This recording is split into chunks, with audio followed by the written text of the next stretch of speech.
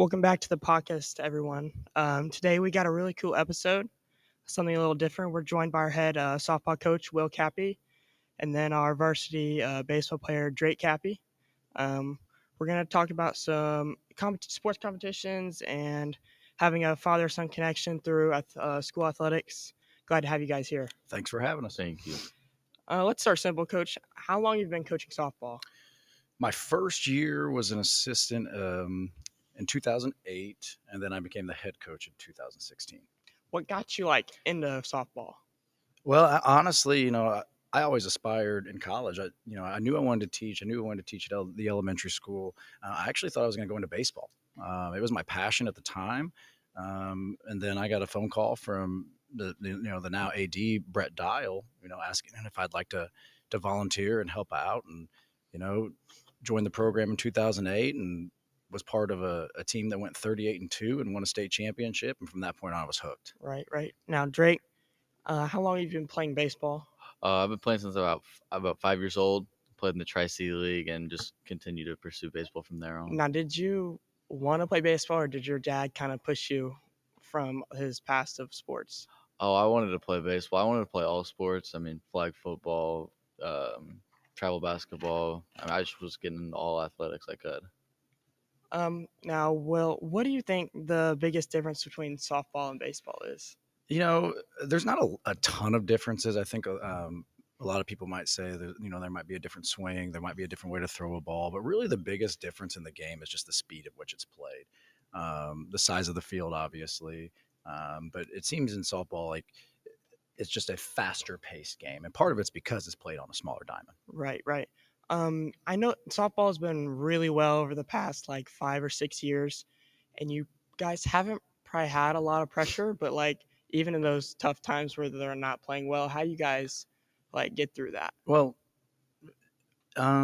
first off, I think maybe like 20 of the last 25 years it's been a pretty good run that this program's had. But in terms of not a lot of pressure, I think we have played with a lot of pressure. We play with that big target on our back everywhere we go. We talk, with the girls that if a team beats you, and it might be their only win of the season, then when they play us, it's their Super Bowl. So we have to come prepared every single game and every single practice, how we prepare for teams. It doesn't waver. So, with the success that the program has had and the people before us, have laid that foundation.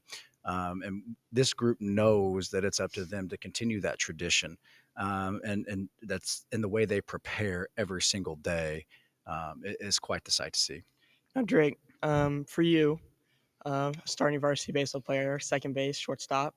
How do you handle big pressure moments? I know baseball's been having a pretty good season so far. Honestly, my dad taught me to in the box, just take a deep breath, slows everything down, and control your heart rate. And you're gonna have big pressure moments, so it's never really getting used to it. It's just thinking you can do it in that moment really helps me calm down and focus. Right. So, between both of you, is there one mental tip that you guys both would like to share, or something that's worked well for you? Just honestly, he told me about my hitting. Just before you step in the box, just take a big deep breath and just slow everything down. I guess if I had to pass any, sort of mental tip, and that we live by, is don't get bitter, get better. Just the way you go about things, just a no excuse. He can. I give him a lot. I give him a pretty difficult time, and I'm sure that, and a lot of times we're joking. But one of the things that we do is we don't make excuses. It's never anybody else's fault.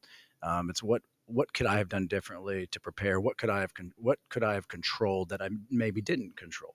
Because you're not going to be able to control the moment you're in. Maybe the umpire's call, or maybe or even how good the pitcher is. But what you can control is your preparation, and that's kind of the best thing, the best mental tip I can give anybody. It's all in your preparation and those things that you can't control. All right. So let's flip a little bit. What's your favorite coaching memory? Well, I'd say either of the state championship teams. Those moments were surreal.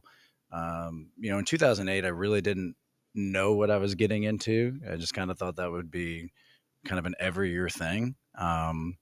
Obviously, it's not. It's a very difficult thing to achieve, especially in Illinois, where it's single elimination postseason, where it's not like that in other states. The 2016 team, it was my first year as a head coach. That group still holds a special place in my heart. And then in 2024, that team tied the school record for wins, but also has the highest winning percentage of any softball team we've had. So all three of those teams hold a special place. Now, Drake, through you said you played baseball since like Tri C and you played travel. Like, is there anything before high school that you remember, like travel team, like junior high or anywhere in there? I'm gonna say my Bucks team. About what would you say, 12U? We were. We started that team when you guys were 6. Yeah, I know. But our I think 11U, 12U, and 10U, we would beat any team. We'd win every tournament. And then I mean after COVID, it just never felt like that again. Yeah, yeah. That group, I got to coach this current senior class for quite a few years. Um, it was a fun time. The games they weren't all that stressful. Um, when they're young and they're really fun to be around, and then when they hit a certain age, they think they know a little bit more than you, and sometimes they do. And it's also, as you get older, there's a lot more detail and preparation that go into your practice. And when you can only see each other once a week in practice, it kind of outgrows you as a coach. They outgrew me as well. And they've all gone on and had successful careers, not only in baseball, but in other sports as well. Right. So I know you like to make fun of Drake a lot, give him a hard Me? time. No, I actually was going to come give him a compliment, Ooh. kind of, it was a tongue in cheek compliment. He actually remembered to shut his bedroom door this morning so Ooh. the dog couldn't get it, but he still left his light on. So close. We're getting there. Have you like ever watched each other or like been impressed by one another, like doing something? Absolutely. And I tell him this, but he makes certain plays on the diamond look routine. And I think that's a sign of a good baseball player, any player, when you're making, uh, you know, difficult plays look routine. And I noticed that the other day against Heron, he made a nice play. I got to kind of walk up on it, and it was like, I'm thinking, I could have never made that play. And he made it look easy. Um, so a fun question I kind of thought of in a skills challenge between baseball and softball, Mhm. who do we think is winning? In terms of, is he playing softball and I'm playing? Yeah, Me. Wait, I'm playing softball. you're playing Yeah. And softball you're and he's playing. playing Yeah. baseball. And who's pitching? You can pick whoever you want to Okay. pitch. I want Cadence Phillips. You go against Caden Lang. Okay. You should have seen him play pickleball the other day. Pickleball, I thought Drake. I thought you guys were doing this for like pickleball all the time. And I thought he'd be good. And tell him how it turned out. It was a windy day. A windy day. So much for that house of no excuses and accountability. So it was a windy day. Your squares were bigger also. What was the final score? It's like 11-10, I think. Really? You're giving yourself 5 points there, aren't you? It was a beatdown. You guys play pickleball a lot? I've Or never I haven't never? played since I was in high school 25 years ago. They had pickleball. They did. 25 We used to years have a ago? pickleball tournament the last day of school before Christmas, and the top teams competed, and in your PE classes, and then you qualified for an all school tournament at the very last day of before Christmas break. So that was the last time I played pickleball, and Windy day. That's all I gotta say. Mm. So Drake, as a player, what's your mindset going into a game? Obviously win, and then just do the best. I mean, try your hardest and do the best to your ability. I mean, even if you make an error, if you're going 100%, it's not gonna look as bad. Well, do you think there's a mindset that you give your girls before going into a game? I hope sometimes just the girls kind of take on my mindset in terms of it. Every game is important. We pay a lot of attention to some of the small details that maybe other teams may overlook. Those little things add up to big things, and that's kind of the mindset I hope that our girls take from me. Is there's no game that is meaningless, and every game is important.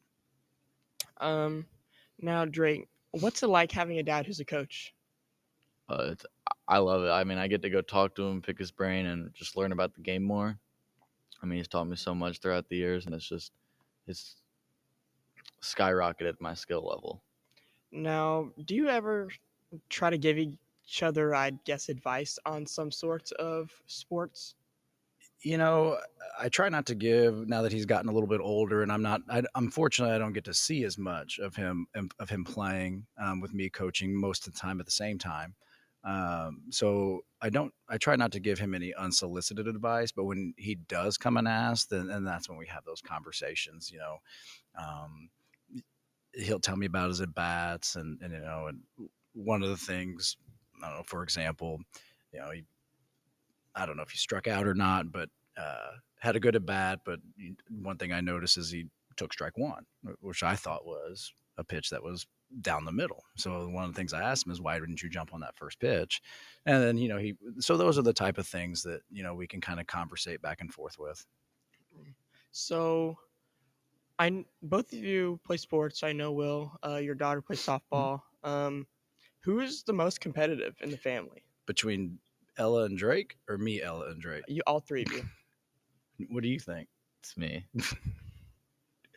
I disagree there. I think it's definitely me. But Yeah. we do have a competitive household, and that comes from my sisters were all competitive. My parents were competitive. They were all in athletics.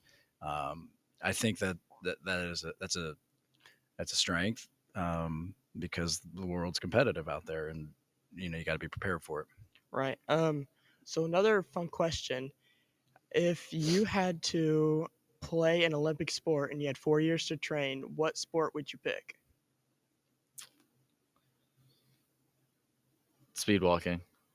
I got long legs. Is that even an Olympic It sport, is. Drake? It is.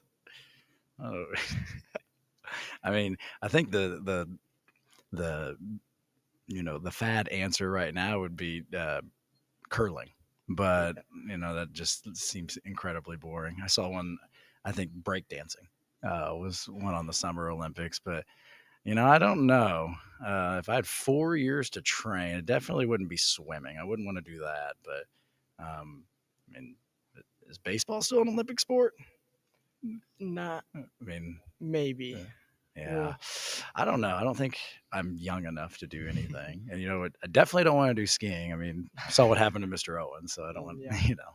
So Kind of to wrap it up, do you have any young advice you'd give to anybody listening to this? You. you go ahead. Both of you, actually. No, go ahead. I mean, just pursue what you want is a big thing. I think the best advice I can give to any young athlete, aspiring to be whatever sport it is you got to work for it. There's no secret to success.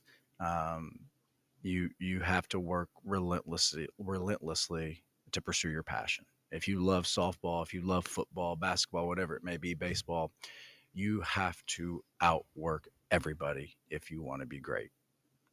Right. Well, I appreciate you guys coming on. It was great having you. And I thank everybody for listening to the podcast. We'll catch you next time.